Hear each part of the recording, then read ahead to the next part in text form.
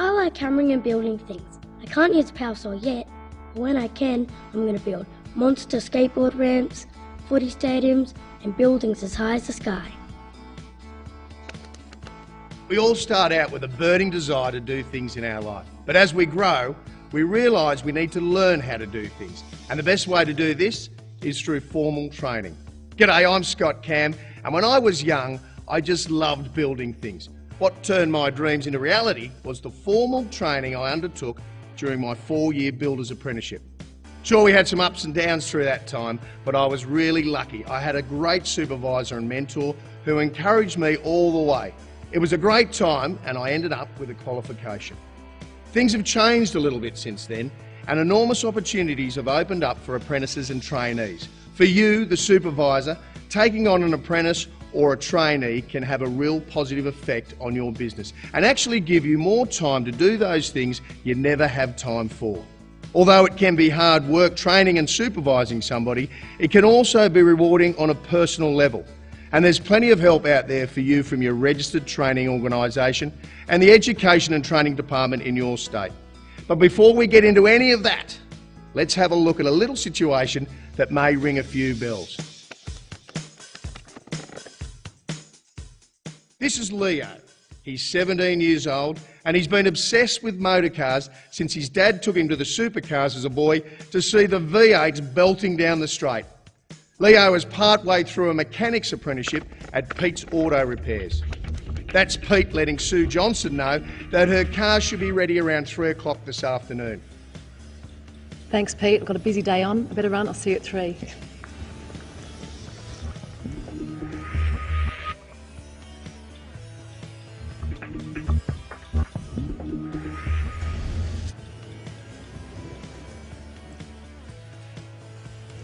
Leo, I told Sue...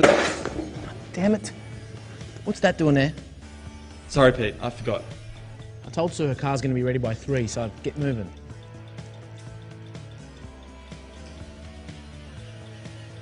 Hey, Pete, I was just wondering how much... Not now, Leo. I'm in the middle of something.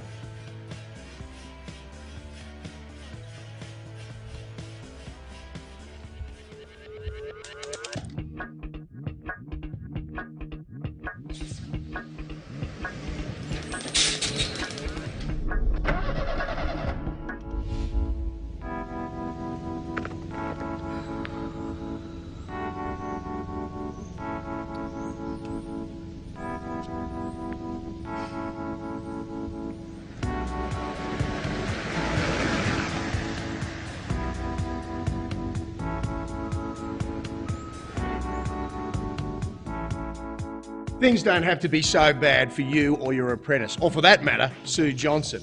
During this DVD, I'll give you some handy tips on things like communication and effective coaching. Things that will help make an apprenticeship or traineeship a positive experience for everyone involved. You'll also be able to find some useful ideas with this booklet here that comes with the DVD, and I love giving people handy hints.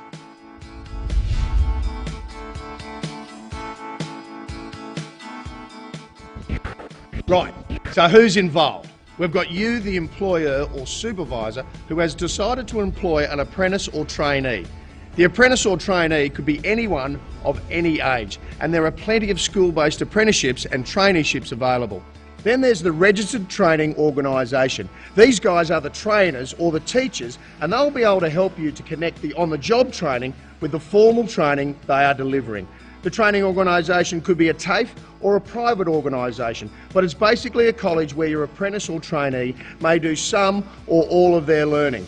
Your State Department of Education and Training coordinates the whole process to make sure everybody involved is treated fairly and gets the most out of their training contract.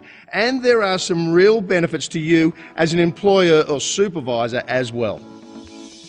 So here we are, Wendy's Scissor Tricks. Wendy started up her own salon a couple of years ago and it's been going fantastically. And she's ready to expand, so she's just taken on a new apprentice.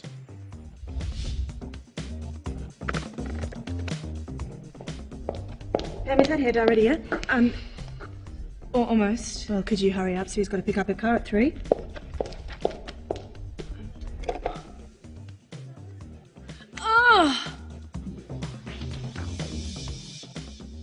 things don't have to turn out so, well, green. This booklet is a great reference. Let's take things back a bit and see if we can't find a solution in here. Something that's going to help Wendy and Pam, not to mention the reputation of Wendy's scissor tricks and Sue Johnson. After all, we can't have her picking up her car at 3 this afternoon with the big green hairdo. Imagine what the boys down at Pete's Auto Repairs would say.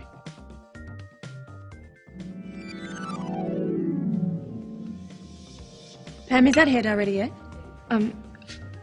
Almost. Wendy, how you going? Hi. I just dropped by because I thought you might want a bit of a hand. Oh, thanks. No worries, come with me, I've got to show you something. This booklet will give you some great tips on how to effectively supervise your apprentices and trainees. Why don't you have a go at this? And remember, Wendy, you need to spend some time with Pam, showing her what to do, giving her time to practice. She needs to know the whole process. Wow. Thanks, Scott. I'll give that a go. Good on you.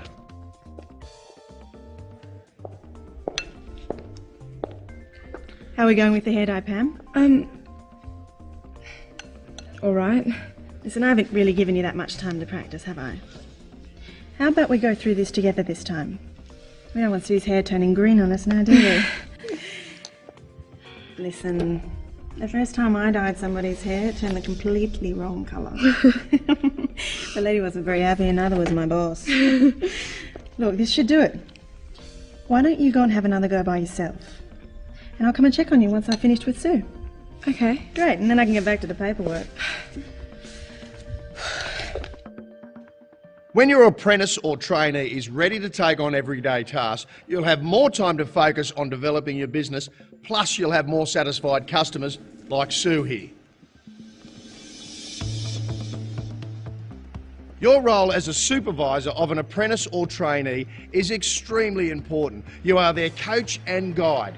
You are the most influential person in your apprentice's career. What you do will help them successfully complete their training and progress in the industry. So don't mess it up. You can be a strong role model for them. Well, here we are, Mongolian Plums. This is the restaurant where Sue Johnson is doing her apprenticeship. They do a chicken dish with an amazing Mongolian plum sauce. People come from all over town to try it. Let's see how she's getting on.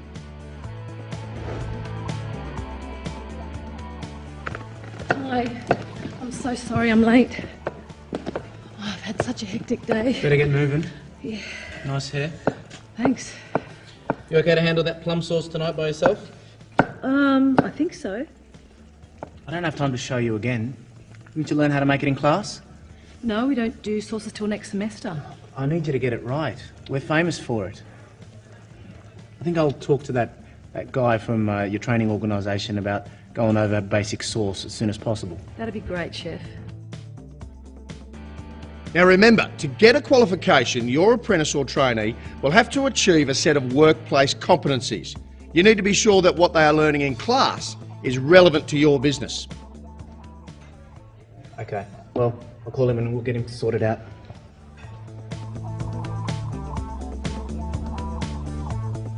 Take a seat, Sue. Hi, Frank. Jeff.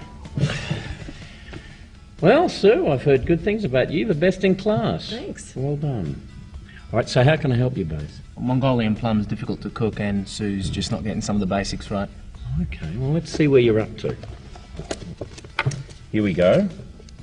Look, you've already covered these core competencies, so that's great, and we'll be covering these by the end of semester, so look, we're on track. But I'd be happy to take you through basic sources after the next class. That'd be great. Yeah, thanks a lot. Now, it's hard being a boss and a teacher at the same time. It's great having a partner in Sue's training. No worries. We'll have you making a Mongolian sauce that Genghis Khan would be proud of.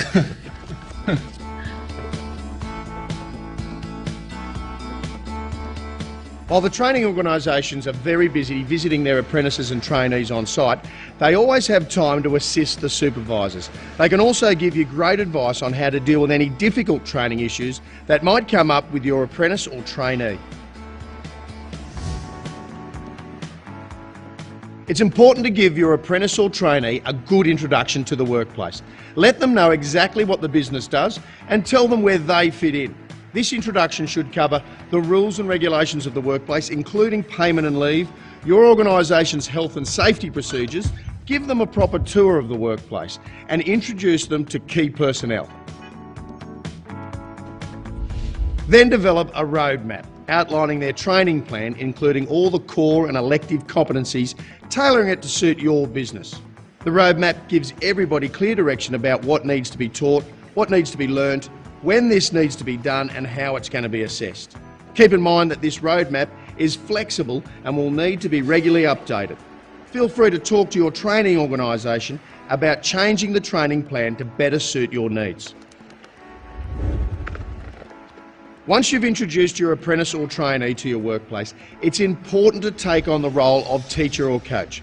Nobody expects you to be an expert, so we've included in the booklet steps for effective supervising.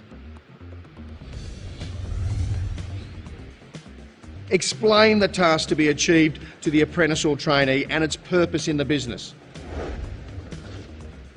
Explain all the steps in completing the task. Demonstrate the task and explain what will be assessed and recorded. Provide the apprentice or trainee with sufficient opportunity to practice. Provide encouragement and feedback and arrange assessments with the training organisation. When the competency has been achieved, make sure the apprentice or trainee is advised and confirm it with the training organisation. Having an apprentice or trainee can be extremely good for you and your business. Remember, your apprentice or trainee is learning, so give them a break and keep an eye out for them. It's an investment in the future of your business. The most important thing to do is communicate. Let's have a look at a situation you may find familiar. See you next time.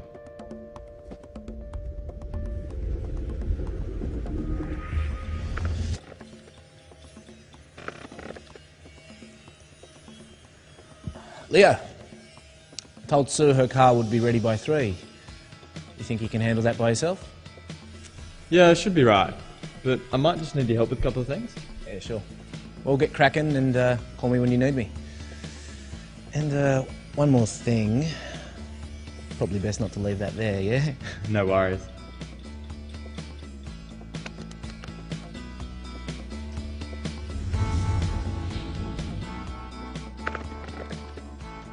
The last batch of bread didn't rise properly. It wasn't mixed quite enough. You got to get the mixing right if you want to make the perfect loaf. You're not enough, and the bread turns lumpy. How do I know when it's the right consistency? I'll show you a couple of baker's tricks.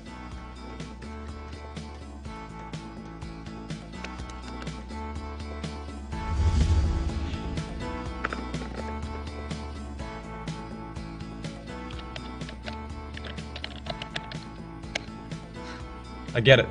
That makes everything so much easier. A bit more practice, you'll be doing it in your sleep. I'm thinking changing the layout. What do you think? Yeah, it might work. Give it a go. Let me know when you're done and I'll come check it out.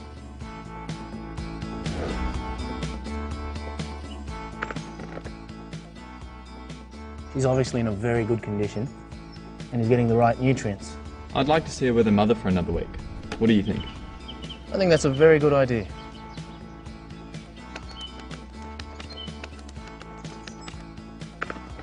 When I grow up, I think I want to be a farmer, so I can milk cows and make the best ice cream in the world.